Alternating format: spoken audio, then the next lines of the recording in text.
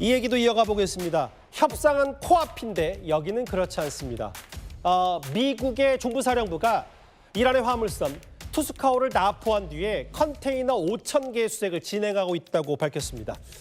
미국은 민간 산업용이지만 군사적으로 전용될 수 있는 이중용도 물자가 실려 있다고 보고 있는데요. 그러니까 중국 가오란항은 고체 로켓 연료의 핵심인 화학물질의 적재지로 알려져 있습니다. 외신 보도에 따르면 투스카호가 중국 항구를 자주 드나들었고 중국이 과거 이란의 탄도미사일 프로그램에 필요한 화학물질을 공급한 전례가 있다고도 전했습니다. 니케일리 전 유엔 대사도 중국이 이란 정권을 떠받치는 사실을 다시 한번 보여준다고 했는데요. 이란 외무부는 미국이 국제법 등을 위반했다며 선박과 선원들의 즉각 석방을 요구하고 있습니다. 제 옆에 중동 전문가 백승훈 박사 나와 있습니다. 어서 오십시오. 네, 안녕하십니까. 예. 알려지기로는 벤스 미국 부통령이 워싱턴 떠나서 파키스탄으로 향하는 걸로 알고 있었는데 네.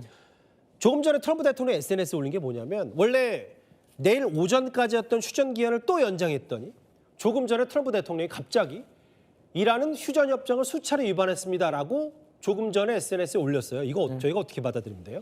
지금 협상 시간이 좀 밀리고 있는 과정에서 그 책임을 이제 이란 쪽에 돌리는, 그러니까 그리고 압박하려는 의도를 이렇게 올린 것 같습니다. 그래서 만약에 협상이 깨지거나 좀 그로 인해서 그 미국의 군사 행동이 재개되더라도 그 책임은 이란에게 있다라고 하는 명분 쌓기용 이런 트위터라고 보시면 될 것 같습니다. 명분 쌓기용인 거는 말씀하셨던 것처럼 뭐 짐작이 되더라도 네. 그럼 협상이 잘 안 되는 거예요? 아예 자체가 협상 테이블에 미국 이란을 안 앉는다는 겁니까? 아닙니다. 이제 앉는데 지금 방금 투스카 해협의 그 선박에 대한 납포 이런 게 있지 않습니까? 지금 예. 이란이 협상장에 들어오면 이게 정전협정 위반이다라는 걸 먼저 들고 올 거거든요. 그럼 트럼프 대통령은 아예 선제적으로 그거를 봉쇄하려고 하는 겁니다. 이거는 뭘 얘기하려고 하냐면 이게 트럼프 대통령 이건 제재 대상 선박이었기 때문에 이건 제재를 집행한 거지 정전협정 위반한 거 아니다라고 얘기하고 들어오는 거거든요. 근데 이란은 지금 이 투스카 그 선박을 납포한 것에 대해서 이거는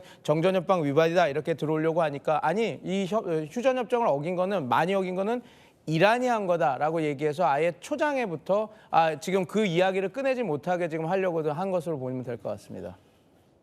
잠시만요. 일부 중동 아랍권 매체 얘기에 따르면 2차 협상은 예정대로 열릴 거다. 근데 그 백승훈 박사님 제가 좀 많이 헷갈려서 네네. 저렇게 일부 중동 매체, 아랍권 매체에서는 양국 대표단이 동시에 파키스탄에 도착할 예정이라고 얘기하면서도 네. 이란의 국영방송은 아예 협상단이 안 떠났다는 얘기를 하고 있는데 뭐가 맞는 거예요, 그러면? 근데 협상은 하게 될 것 같습니다. 왜냐하면 모스타바의 그 이야기가 나왔기 때문에 그 엑시오스하고 뉴욕타임즈에서도 얘기가 나왔지만 예. 모스타바가 이 협상을 진행하는 걸 승인했다라고 이렇게 얘기가 나왔지 않습니까? 그러면 어찌됐건 그 최고 지도자의 승인이 떨어진 사안이기 때문에 협상은 진행될 것 같은데 아마 지금 이런 거가 있을 것 같습니다. 지금 그 거부 권력으로서 그 혁명 수비대가 어떤 영향력을 행사하는 것은 사실인 것 같습니다. 그러니까 갈리바프는 이 협상을 해야 된다라고 하고 얘기를 하고 있고, 근데 좀 특이했던 점은 갈리바프가 원래 보수 세력에서 어느 정도 그립감을 가진 지도자라고 했거든요. 근데 지금 보수 세력 내에서도 이 협상을 계속 진행하는 게 맞냐 안 맞냐 그런 다툼이 있으니 요번에 이제 좀 이렇게 그 협상이 진행되지 않을 수 있다라는 것들이 나오고 있었는데 어찌 됐건 모스타바가 이 협상을 승인했다라고 얘기가 나온 이상 그 2차 최고위 회담은 열릴 것으로 저는 보고 있습니다. 그러니까 이제 트럼프 대통령의 지시를 받은 어쨌든 벤스 부통령이 이제 간다고 하고 네. 어쨌든 최고 지도자 모즈타바의 승인이 떨어졌으니까 협상은 된다는 관측을 하시게 되죠. 시작은 되는 거죠. 네. 그런데 아까 잠깐 얘기했던 그 갈리바프 있잖아요. 네. 지금 미국 말고 이란은 내부 갈등이 확실히 있는 거 아니냐. 강경파에 찍힌 갈리바프가 아무리 협상을 잘해도 결국은 협상이 쉽지 않다는 관측이 계속 나오고 있긴 하더라고요. 네, 그러니까 지금 바헤디 그 이란 혁명수비대 총사령관이 이 대표단은 이란을 대표할 수 없다라고 이야기를 했고 갈리바프는 협상을 하는 것이 그러니까 이란과 국가적 목표에 부합한다라고 해서 협상을 해야 된다고 지금 이야기를 하고 이렇게 진행을 하고 있는 상황이죠. 예. 근데 이게 어떻게 보면 두 가지 측면이 있는 것 같습니다. 앵커님이 말하신 것처럼 갈등이 이렇게 실제로 불거져서 나오는 거라고 볼 수도 있고, 근데 이란이 이게 어떻게 협상력을 높이기 위해서 쓰는 카드로도 쓰긴 했거든요. 그러니까 협상단에 나가서 우리가 이 정도의 협상안을 좀 주지 않으면 니네들이 양보를 안 하면 지금 내부에서 이렇게 해서 이게 협상이 진행될 수 있지 않다라고 하는.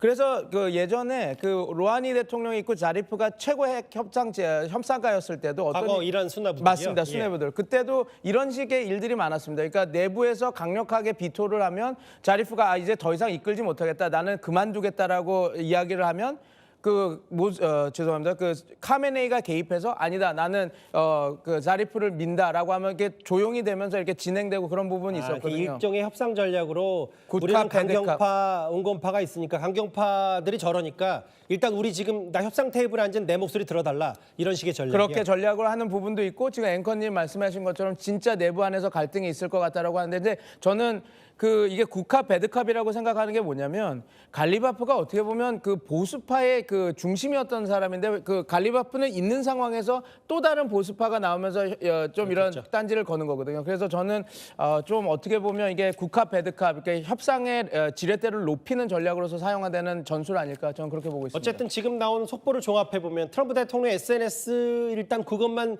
잠깐 접어두더라면 조만간 이슬라마바드에서 2차 협상, 종전 협상은 열릴 듯한데 네. 하나만 더요.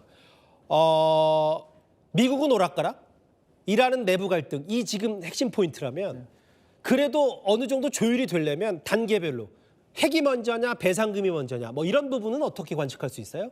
핵은 먼저 나오기가 쉽지 않을 것 같습니다. 왜냐하면 핵은 지금 그 기술 협상이 들어가야 되는 부분이 있고 오래 끌어야 될 상황이기 때문에 일단은 호르무즈 항행이나 지금 조금 더 협상이 가능한 이거 먼저 해서 우리가 선결 조건들은 다 마무리됐다. 그래서 이제 가장 큰 문제인 핵 협상으로 들어가겠다라고 가는 게 제가 볼 때는 가장 그 좋은 순서라고 지금 보여서 지금 핵 협상이 먼저 나오면 협상이 잘 진행되기 쉽지 않은 부분이 있다고 보고 있습니다. 2차 종전 협상이 정말 임박했다는 관련 속보 얘기까지 중동 전문가 백승훈 박사와 함께했습니다. 고맙습니다. 감사합니다.